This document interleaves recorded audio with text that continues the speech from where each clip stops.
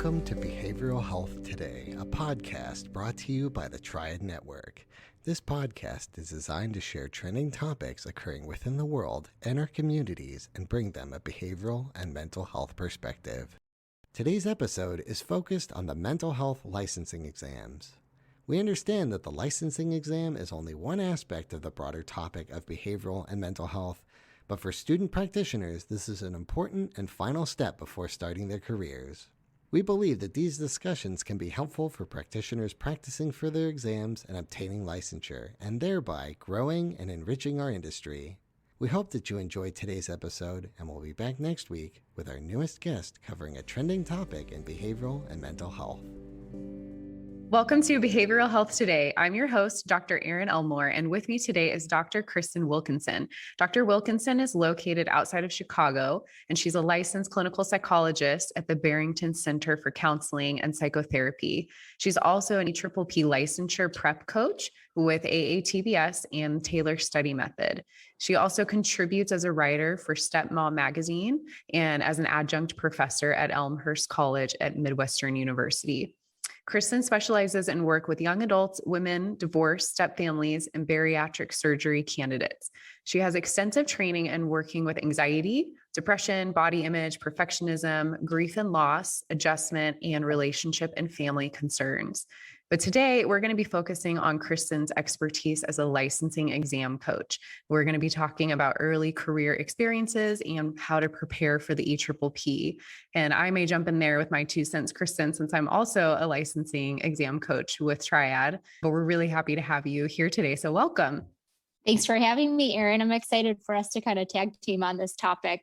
Yeah, it'll be fun. So I figure we can start kind of at the beginning and work our way through the EPPP process and then end with what to do when you're done. Just kind of go naturally in chronological order. So let's start first with understanding where someone is at when they are ready to take the EPPP. Do you want to speak to that? Absolutely. So, typically, kind of in a broad sense, most folks are finished with their doctoral program. So they've completed a qualifying or comps exam.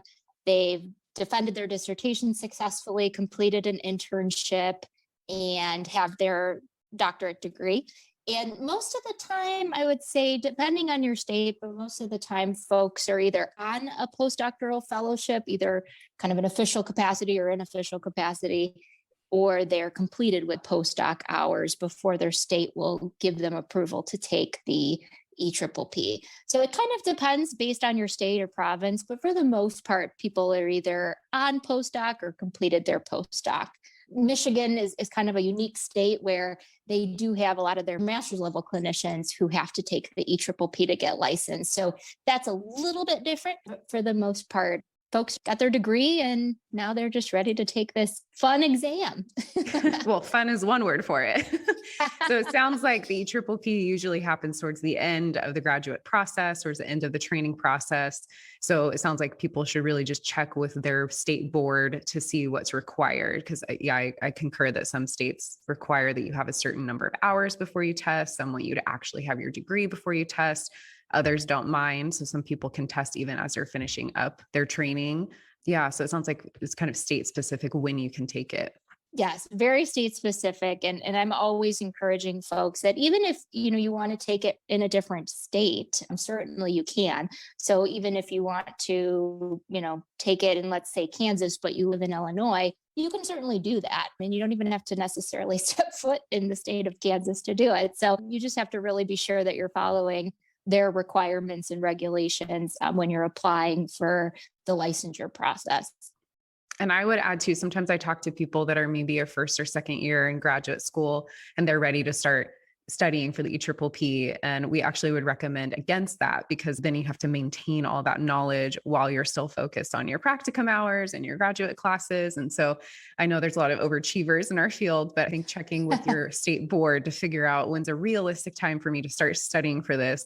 And definitely don't worry about it until it's time for you because it's doable. But yeah, doing it too early can add stress to the process. It's really funny that you bring that up because I was reflecting on my own experience with the EPPP. And I was thinking about, well, when did I first even hear about it? And I don't know, Erin, if you could speak to your experience when you heard about it, but I remember it was literally day one of Yes. graduate school. I mean, literally your day one, you're super green, you're with your cohort who you're still getting to know, and you don't even know your professors yet. And I remember they were like, yeah, so you have to take all these classes, you'll be here for about 5 years, maybe more.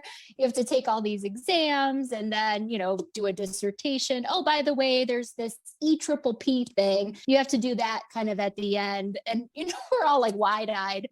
Wait, what is this test, this massive test that we have to take in 5 years from now? And, thinking back to some of the earliest classes you take in grad school, technically, yes, some of that is going to be on the EPPP. And I even remember there was a couple of my first classes I ever took, and there'd be a reference of, hey, this will be on the EPPP. And looking back now, I'm like, well, that was in 2012. I took the exam in 2017. Probably am not going to remember that exact moment in 2012. So yeah, I totally know what you're talking about. Don't freak out right now. Yes. I remember in class, whenever somebody would offhandedly say like, oh, this may show up on the EPPP, I would highlight it or star it. And I would save that one random page of notes for that one asterisk.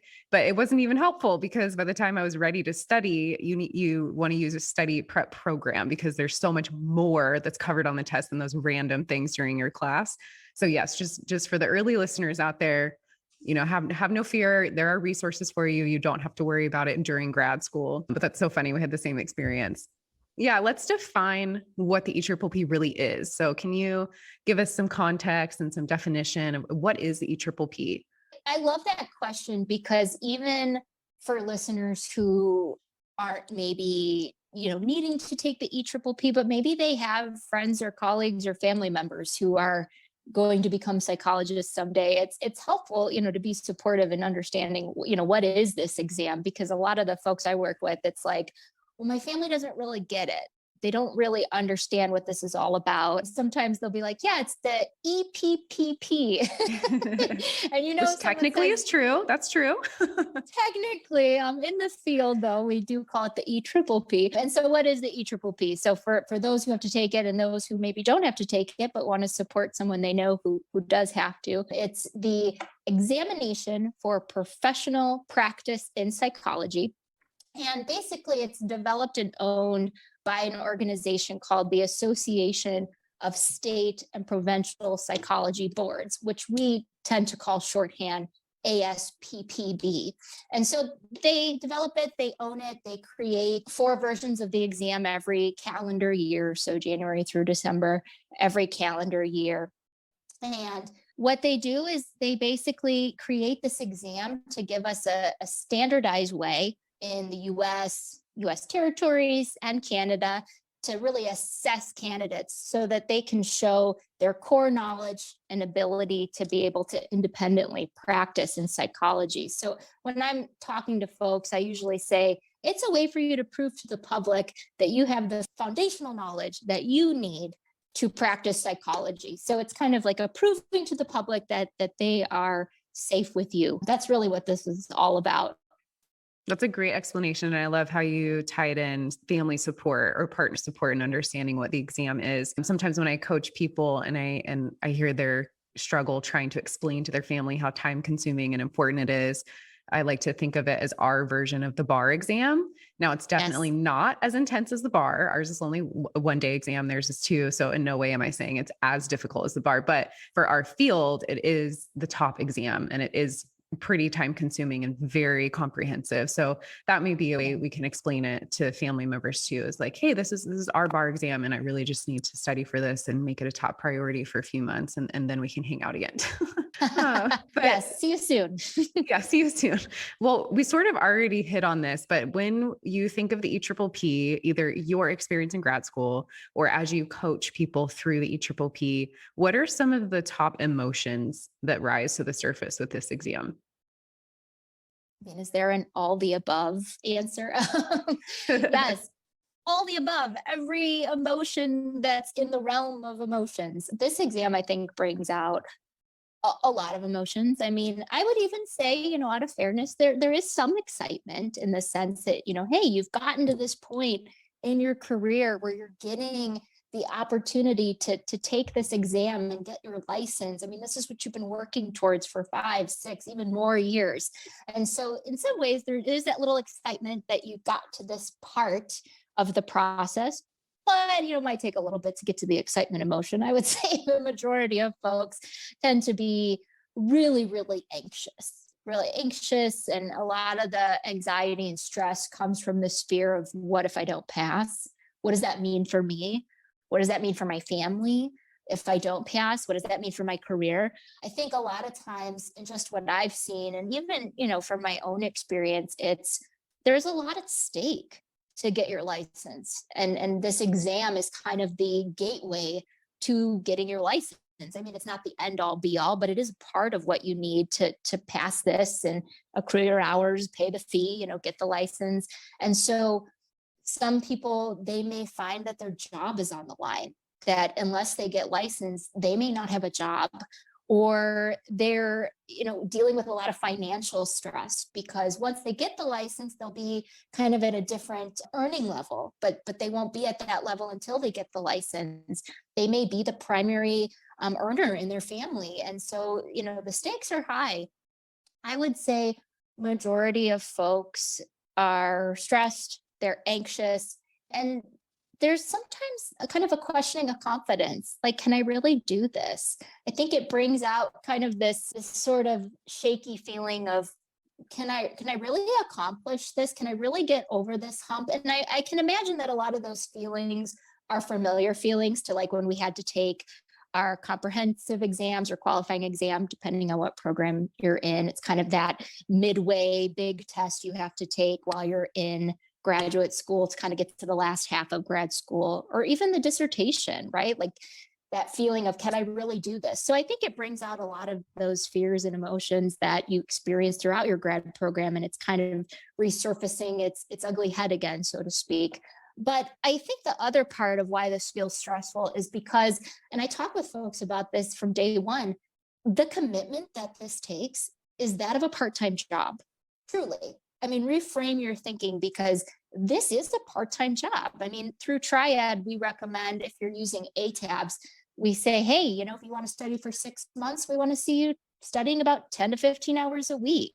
Or if you want to study in 3 months, that's about 15 to 20 hours a week. So I think in any definition of a part-time job, that's truly a part-time job. It's a lot of hours. Absolutely. And I would add too, I totally agree with everything you said. And I would add, I've sort of noticed over the years coaching and reflecting on my own experience, I think the timing in which the exam comes up can also lead to more emotion, because I don't know about you, but I was never more burnt out in my life than finishing postdoc and trying to study for this test. And so it's like at the end of all these hoops that you have to jump through, the comp exams and all the classes and your hours, and then your dissertation defense and your dissertation approval and all, and so at that point, people don't really see that there really is an end after the EPPP, and they're just exhausted.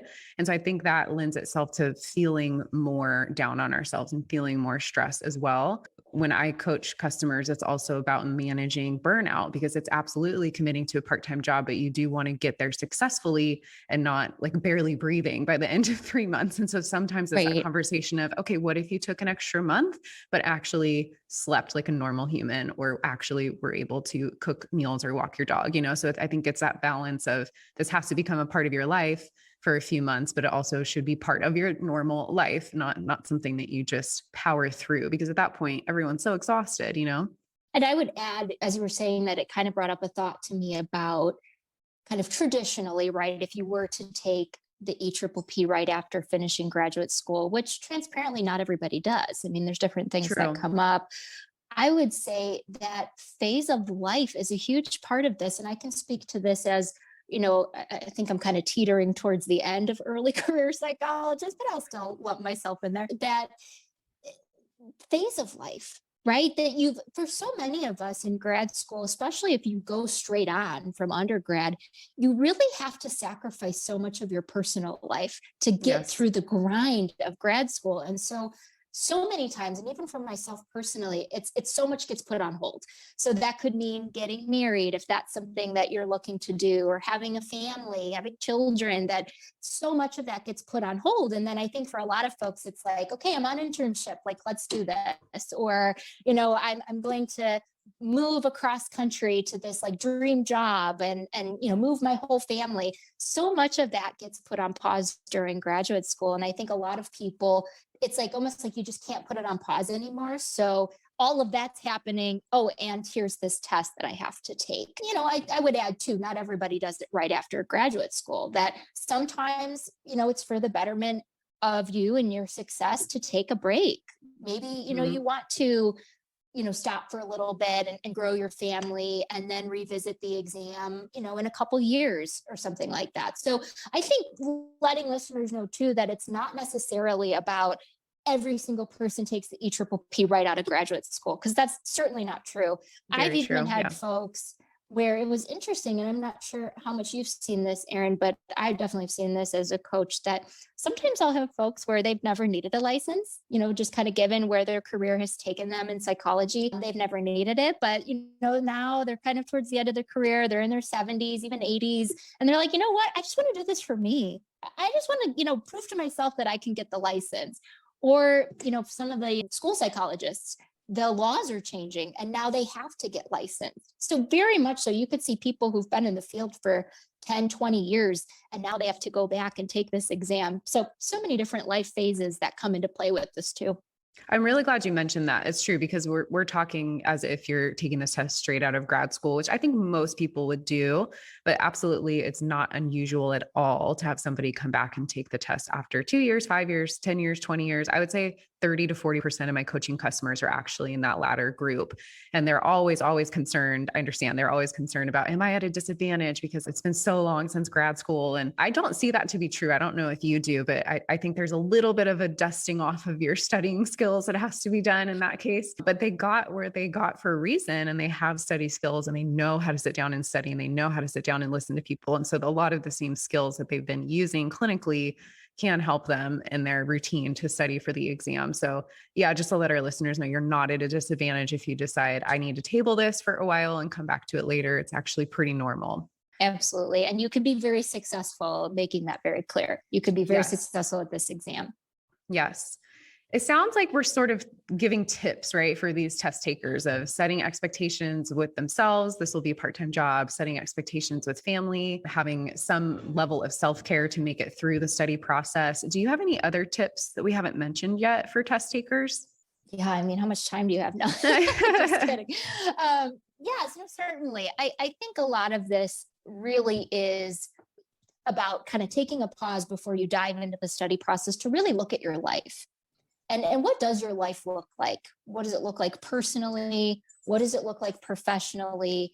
And how can you get support? Because as you start putting together a study plan for yourself, you're going to have to look at what are the expectations, right? So if you can't study 15 to 20 hours a week, it's probably not going to be realistic for you to try to take this test in 2 to 3 months. And, I've had people say, well, is it possible? And, I like to be an optimist and say, well, anything's possible. There probably are people out there who study a long weekend and take the test and pass, but those are certainly people we're not talking to. No, we do not speak to those people.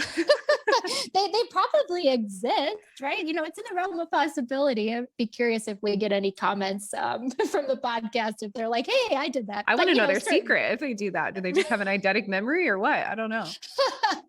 Some type of magic skill set. But no, truly, I mean, that is possible. Anything's in the realm of possibilities. But I think being very realistic with your expectations and also using kind of historical data to drive your present study plan. So like, if you find that you really, really struggle with taking in a lot of material, paying attention to details, test anxiety, things like that, you may need a little bit more time. I mean, you may need to kind of set the expectation that I can't do this in 3 months. But here, I want to add a caveat that's perhaps not exactly a tip, but it's something to be very aware of, is that I think for a lot of folks, especially the ones that go take this test right after grad school, where they're still connected to like people from internship, their cohort, or people on postdoc with them, the comparison game is so real with this test.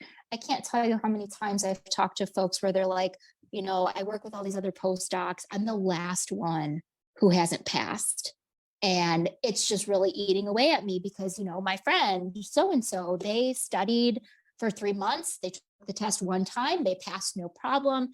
And I've, taken it one time and I didn't pass, or I'm taking more like 6 months to study. So I just want to encourage folks that when you set expectations for yourself, that it's truly about you, and that, other people have so many different things going on that could be kind of impacting their ability to create their own study plan and follow through with it. So really just focusing on you and your strengths and your growth areas, and also setting boundaries. I saw a quote recently, and I can't for the life of me remember who the exact author was, but it was kind of like something in the sphere of Brene Brown, but I don't think she actually said it.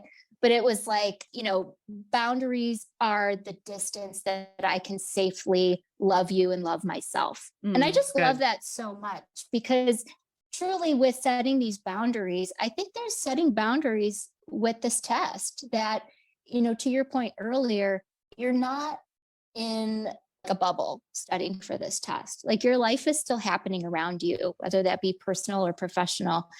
I work with a lot of women who are pregnant right now, trying to study for this test and take the test, and they're in like their 8th month of pregnancy. And it's like, you have to take care of you. If you can't study for 5 hours at a time, but you used to be able to do that before getting pregnant, that's okay. But be mindful of where you're at right now, and kind of being compassionate and giving yourself grace that that's what you can give right now, and that's okay. So kind of the setting boundaries with the test, with people in your life too. I mean, I don't think you should totally give up a social life, but, do you want to go to every social occasion? I mean, maybe not. Maybe that's not part of the plan, but certainly give yourself a day off, take care of yourself.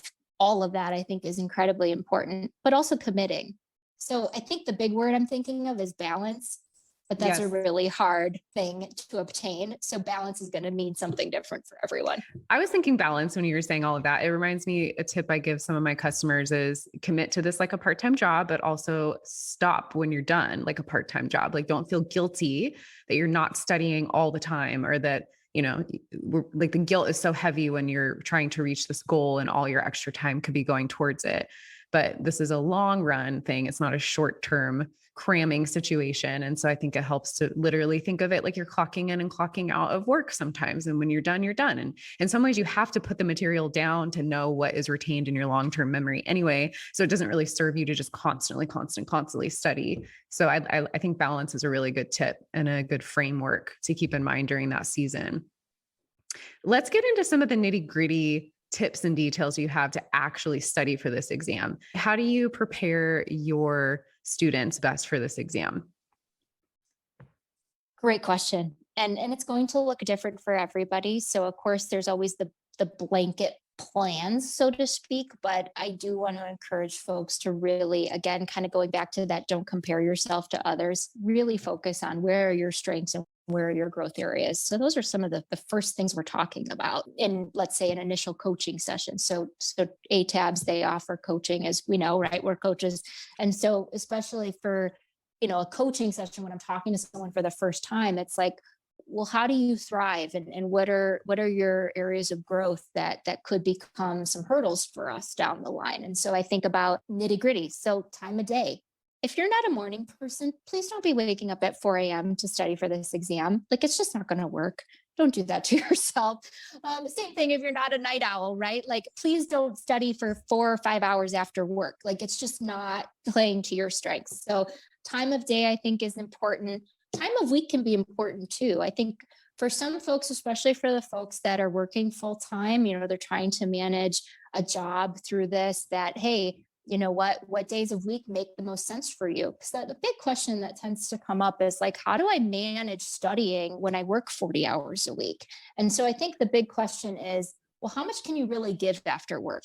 Because I think, especially for those of us that, let's say, work in like a private practice setting, right? We may have like a heavier day certain days of the week where we might have more back-to-back patients. And so we have to kind of like, be aware that, wow, I'm really tired on, let's say, Tuesdays, but Wednesdays are my lighter day. I kind of finish up around 3. So maybe I could give, 2-3 hours after work that day, and I'm off Friday. So Friday could be a big study day. And certainly when it comes to like the practice exams, right? So if you have someone who's taking a practice exam as a part of their study plan, that's committing a lot of time. The EPPP is 4 hours and 15 minutes unless you have accommodations. And so if you're going to be taking a practice exam, does it make sense to do that right after work or after a long day?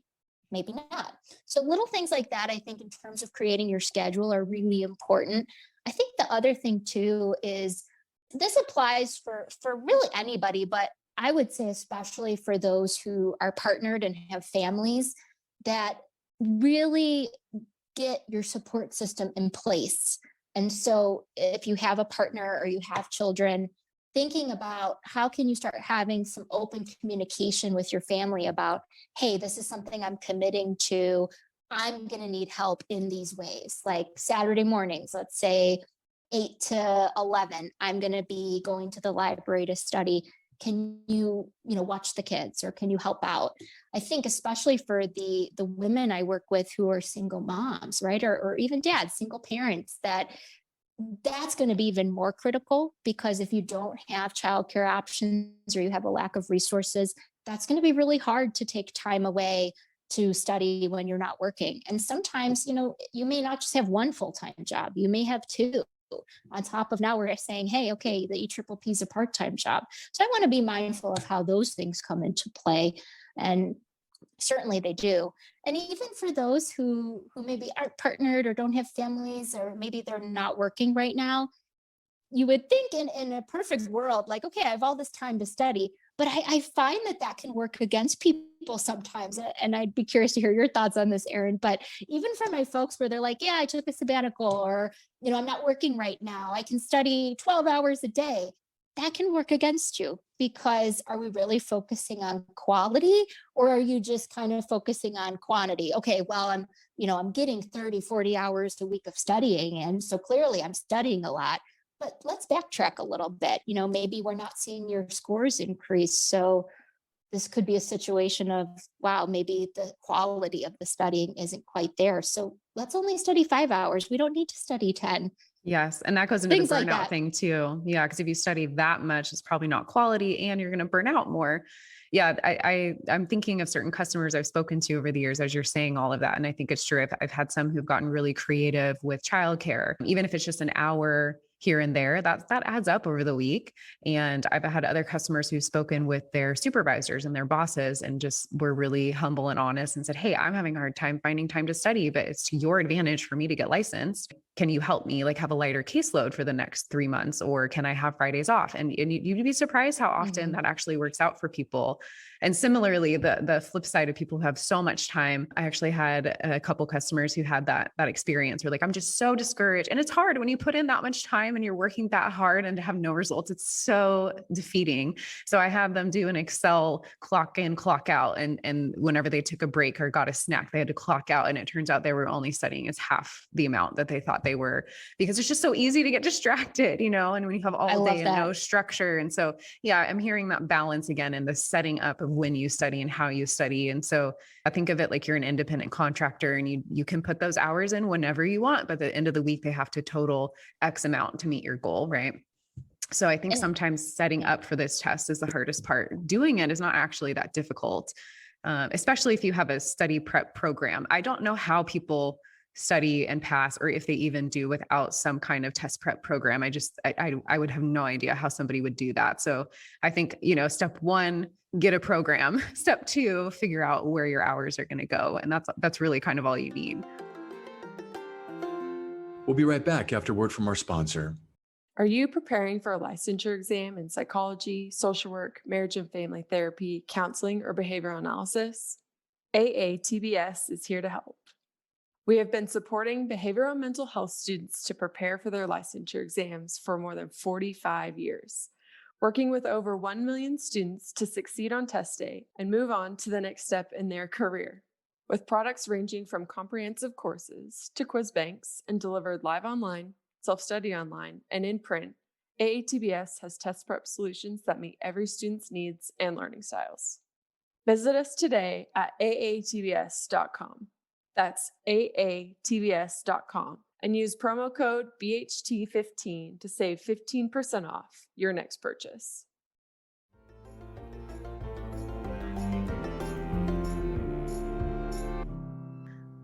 And I'm glad you said that, Erin, because see, I was even coming from this assumption space of you already had the program, right? So Right. perhaps you're kind of alluding to another kind of question that's an important question, is like, really truly, where do you start? And I think about how getting a program and investing in it. And I'm not trying to be an ATAB spokeswoman. I mean, obviously I just kind of speak to what I know, but I do think about how investing in a program instead of doing a piecemeal, because this has happened a lot recently, actually, for me, and I'm sure for you as well, Erin, is that people will come to me it's their first coaching session, and they'll say, hey, I took the exam this year, I didn't pass.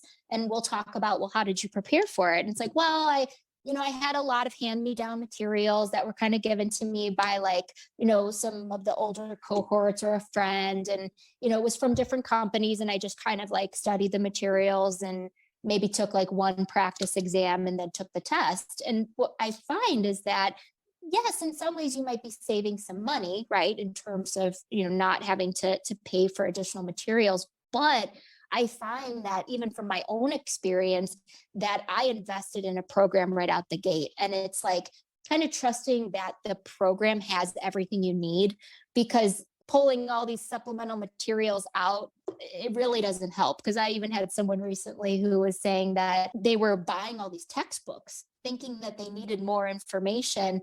And I was like, oh, no. Literally, you just invested all this money into your program. It has everything you need, truly. Yes.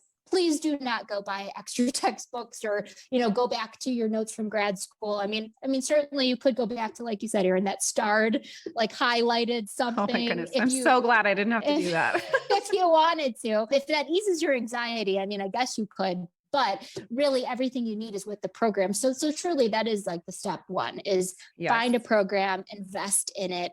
And if there's a coaching or some type of guidance, sign up for that, because, we, especially, through ATABs, we know kind of how to maneuver organizing all these materials. Because a lot of times when you get a program, it's like, hey, here's all this stuff.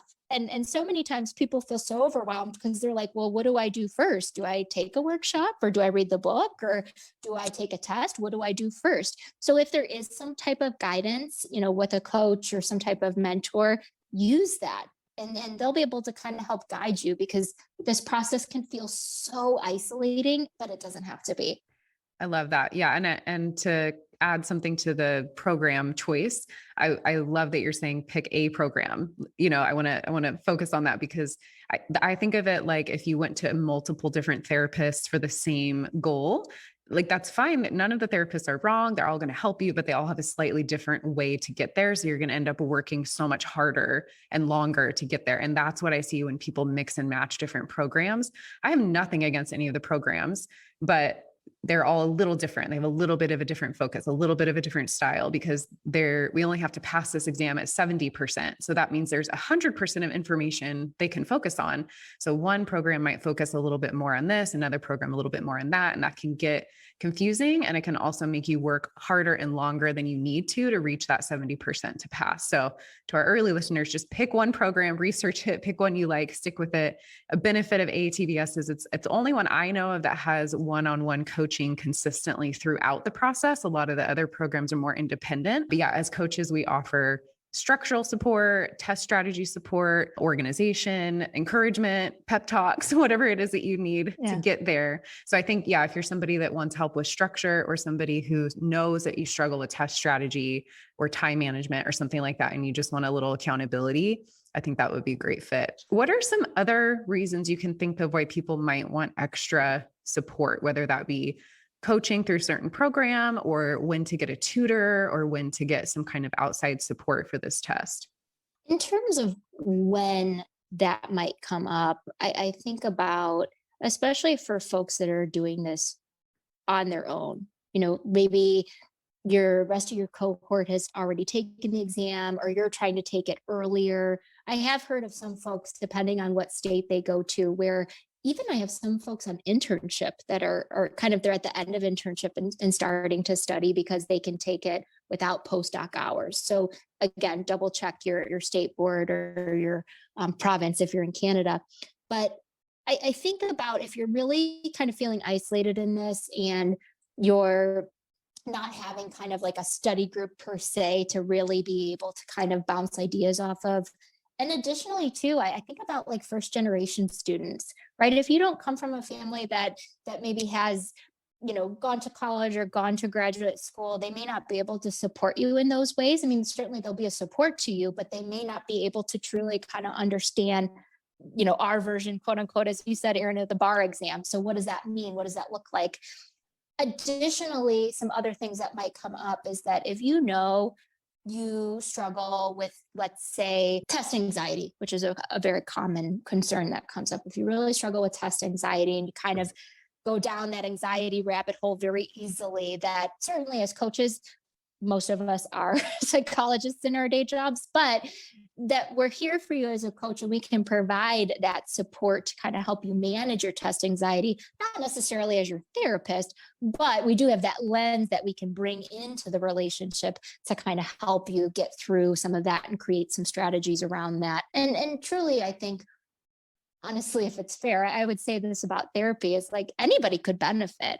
You don't have to be at a disadvantage to need coaching or to need tutoring or to need any type of additional support. I think everybody could really benefit from it, even just to kind of be able to say to somebody else, hey, this is my plan. This is what I'm thinking. What are your thoughts? And maybe someone can bring some new ideas to the table that would only benefit you in the long run.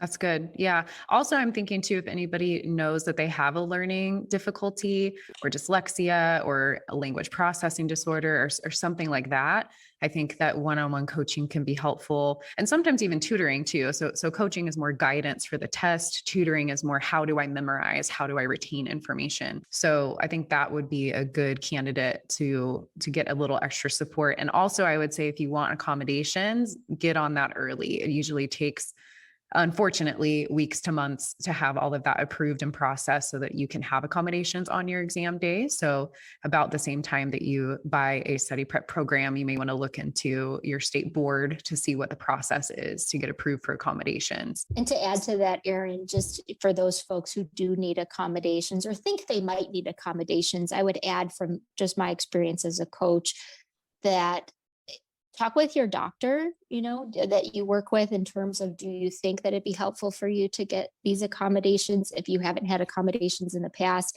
And know that when you go to sign up for the exam, you have to have the accommodations already in place. Because that's a big question that tends to come up is, hey, I have a test date, but I need accommodations. Be aware that you have to have the accommodations approved and in place when you go to sign up for your exam date.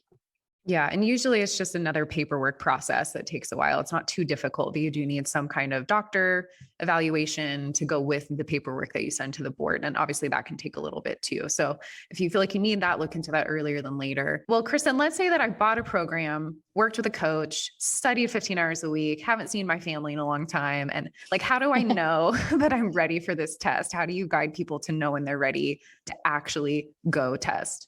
That's the $1 million question, right? And it's going to depend, of course, going back to the program, right? So I think that's another reason to highlight what you had talked about earlier, Erin, in terms of getting a program and sticking with one program. That program is going to guide you in terms of your scores of when you're ready. And as coaches, we really rely on those scores. So we have something through ATABS called Test Master exams, which is basically like a full blown 225 practice exam that's equivalent to the difficulty level of the EPPP. And so when we have folks take those exams, we want to be seeing them scoring in the mid 70s consistently before we feel that, hey, not only are you passing, but you've created a nice buffer in your score in case, maybe you're a little extra anxious on test day or you're not feeling well, which, now with COVID, you may not be able to test, but certainly these types of things can come up and impact your performance. And so having that buffer is really important.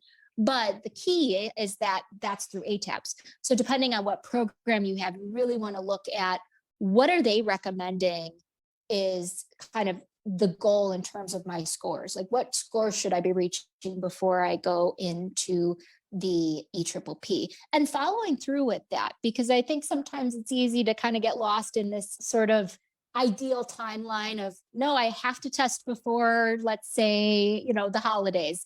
And if you're not showing readiness, I mean, certainly you could go try and see what happens, but just be aware that if you're not meeting the recommendations based on that program and what they've seen to work for a significant amount of their testing candidates, that there's still a chance that you may not pass. So be very realistic with meeting those expectations. And I think beyond just kind of the objective scores, there's also a sense of confidence. I kind of laugh because I remember this feeling myself, but I hear it all the time with the coaching clients I work with, that you get to this point in your studying where you almost want to throw your books out the window, right? I wanted to burn mine and set them on fire. Yes. Yes, that's the feeling. So it might be a sense of burning or throwing things away, something like throwing it at the wall, whatever the case may be. It's this kind of feeling of like, oh my gosh, I know this. If I have to go back and review this anymore, I literally just, I get it. I want to move on. Like, I'm getting very tired, and not to the depths of like significant burnout where you feel like you just can't move forward. But it is this feeling of mastery that, look, I know this stuff. I don't want to review it anymore because I know it. So I think about that sense of confidence. It is a feeling, and it's a very hard feeling to describe. So it's something that you kind of have to get to know it's there. But it's this sense of confidence, mastery. I know this material. I know it. Of course, I'm anxious about this exam, but I need to go take this. I feel ready. I love that. Yeah. It's that sense of, I can't do this anymore. There's nothing else I could add that would help. However, I will add that doesn't mean you recognize every question on the exam, right? Because even when you're test ready, even when you're passing, there's still about 30% that's either you didn't have time to get to in the material, or it's a pilot question. And it's not like the 70% you're passing by, you automatically know immediately. A lot of that you are reasoning through and narrowing down. So it's not this confidence of like, yes, I recognize every single question here, like it's a simple multiple choice exam, but it is a sense of confidence of I could figure it out. Even if I don't recall, I could still narrow it down. I know enough to do this. I love that. Yeah. There's this qualitative way to know you're ready, and then the quantitative with the scores in your program. That's great. Okay. So what happens after somebody takes the exam? What happens best case scenario if somebody passes? What are the next steps? Unfortunately, worst case scenario, what would somebody do if they didn't quite make it the first time? Well, let's start with if someone passes. So Okay. if somebody passes, usually for most folks, that means that you've already kind of told the ASPPP, the company who creates the EPPP, you've already told them where to send your scores. And so your state's kind of already getting that information. And it very well could just be sending in like a last piece of paperwork and some money, and then your license will come. I know for a lot of folks who are currently on postdoc, but they're able to take the EPPP while they're on postdoc, but their state still requires them to finish postdoc before they could get their license. There may be a period of time where like, hey, yay, you finished, you passed the exam, but you might still have, let's say, 50 hours left of your postdoc. So you'll have to finish those hours, submit those hours with your supervisor to your state, and then, pay the fee, and you'll get the license. So it's very state dependent, but for the most part, it may just be like finishing a small handful of hours and then you're good to go. Or if you had everything else done and you were just waiting on the exam, you check with your state, see what else you need to turn in, and go from there. I will say, depending on your state, sometimes, especially with COVID, I mean, that's a whole another stressor that, we didn't really cover as much, but it's definitely kind of lingering over this whole process, is that things are taking longer, even longer than usual. So pre-pandemic, things, depending on your state, can take long to process. But I would say, from my experience in my own state and working with other folks in different states, that this process is just even taking longer now with the pandemic. So double check in often. If you have like a representative, I think in the state of California that you have like a representative that you speak with regarding your licensure exam. And in my state, we don't necessarily have that, but there's kind of a contact number or information that you can kind of check in. So if they say, hey, it'll be 3 months, you'll get your license. If you haven't heard anything in those 3 months, I do want to encourage folks to be checking in, because sometimes, with all these licensure candidates, things can kind of fall through the cracks. So definitely check in, because you may be licensed and not realize it. Yes. Yeah. And that's a great day when you get your license number. I remember I was in an ice cream shop when that email came through for me. I'll never forget it. And I was like, oh my gosh, I'm officially a licensed psychologist.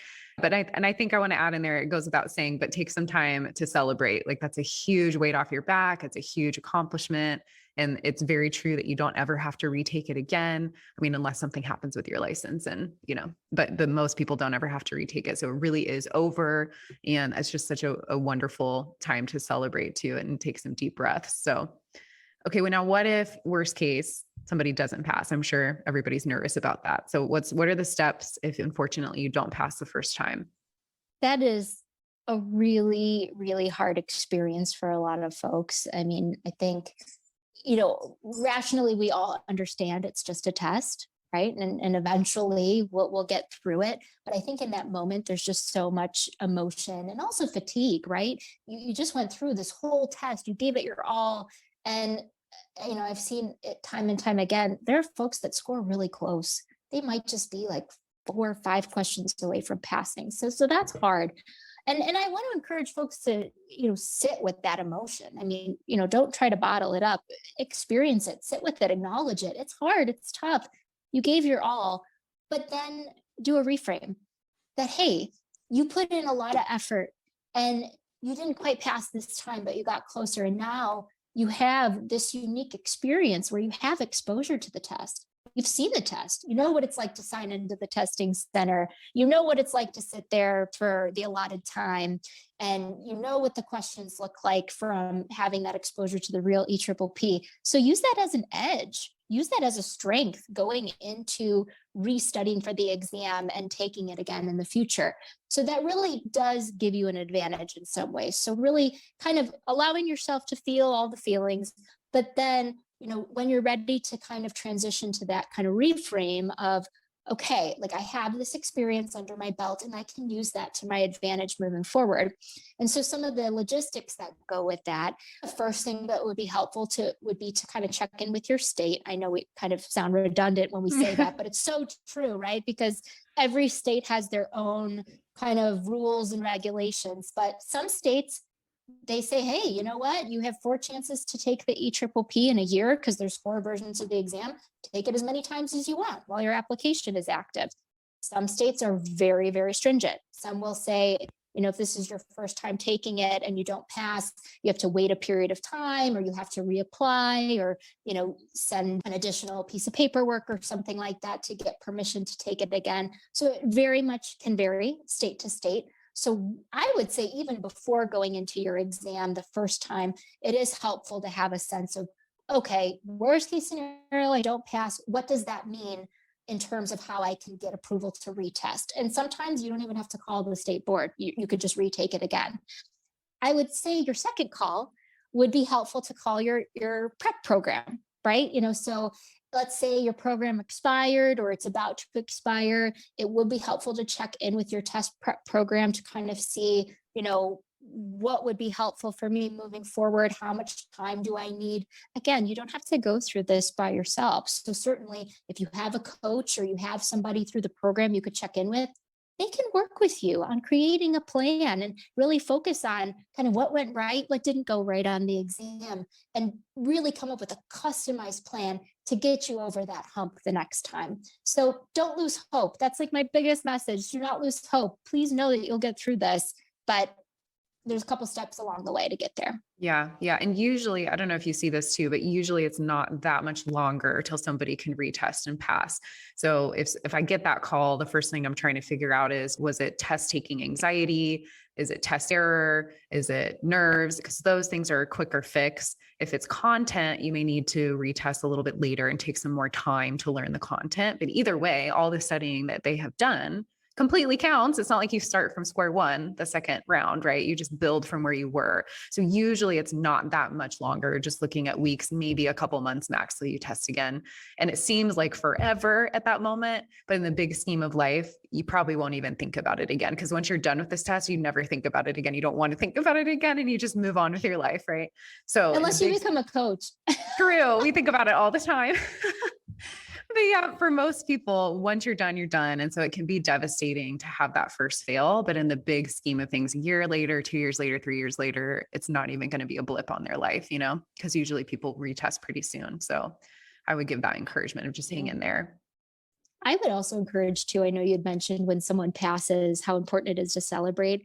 I would say even for someone who doesn't pass, to That's good. celebrate, because at the end of the day, you still had to take the test, right? You still had to sit down and give your all on 225 questions, regardless of what happened, right? Regardless if you got really sick in the middle of the test, or maybe you had really bad anxiety, or your mind just blanked, right? I mean, regardless of all those things, you still had to put in the effort. And I think it's really important to celebrate that effort and to, kind of acknowledge that, hey, I did this hard thing and I'll have to do it again, but I am proud of myself, right? It's kind of that self-love, self-compassion, which I'm a big believer in.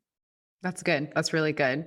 Well, Kristen, thank you so much for sharing all of your insights and experiences. I feel like this was really helpful and fun. I really enjoyed just sharing our tidbits with each other. I'm sure our listeners enjoyed it too. So thank you so much for being a part of this. Thanks for having me. It's always fun to connect with you, Erin. Same. Well, I want to remind our listeners too that on this episode, its resources and all of our other shows can be found on our webpage at triadhq.com/BHT.